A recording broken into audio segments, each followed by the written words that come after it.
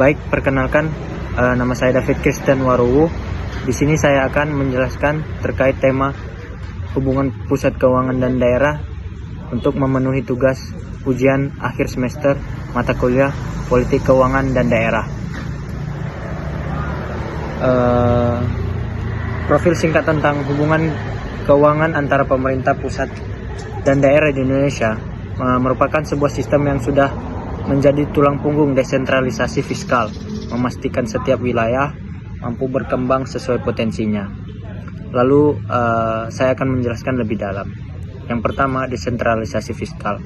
Desentralisasi fiskal adalah upaya untuk mendistribusikan tanggung jawab dan sumber daya keuangan dari pemerintah pusat ke pemerintah daerah. Melalui mekanisme ini, pemerintah daerah memperoleh kewenangan untuk mengesahkan anggaran demi memenuhi kebutuhan lokal. Prinsip untuk dalam desentralisasi fiskal dikenal sebagai money follow function. Artinya setiap tugas yang diberikan harus diikuti dengan sumber pendanaan yang memadai. Namun pelaksanaan sistem ini menghadapi tantangan besar seperti ketimpangan fiskal antar satu daerah, dan ketergantungan pada dana transfer pusat.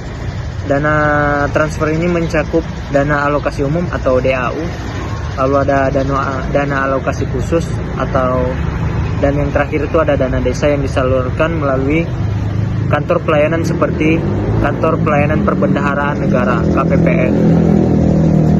Lalu yang kedua ada peran KPPN dalam penyaluran dana. KPPN atau Kantor Pelayanan Perbendaharaan Negara memainkan peran penting dalam hubungan keuangan ini. Sebagai lembaga perbendaharaan, mereka bertugas menyalurkan dana, memastikan akuntabilitas serta memantau penggunaan anggaran di tingkat daerah. Contohnya seperti yang kami sudah lakukan tugas kuliah lapangan kemarin di KPPN 2 Medan, mereka bekerja dengan sistem teknologi seperti OMSPAN untuk mempercepat dan meningkatkan transparansi proses penyaluran. Mekanisme ini dirancang untuk mendukung pemerataan pembangunan di seluruh Indonesia. Tetapi bukan hanya itu, keberhasilannya bergantung pada koordinasi yang baik antara pemerintah pusat maupun pemerintah daerah.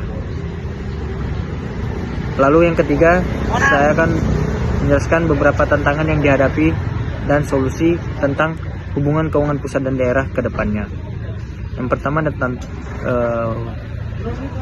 kekurangannya, yakni minimnya kapasitas fiskal daerah, keterbatasan sumber daya manusia, dan perubahan regulasi yang sering terjadi, sehingga seringkali terjadi malfungsi antara hubungan keuangan pusat dan daerah.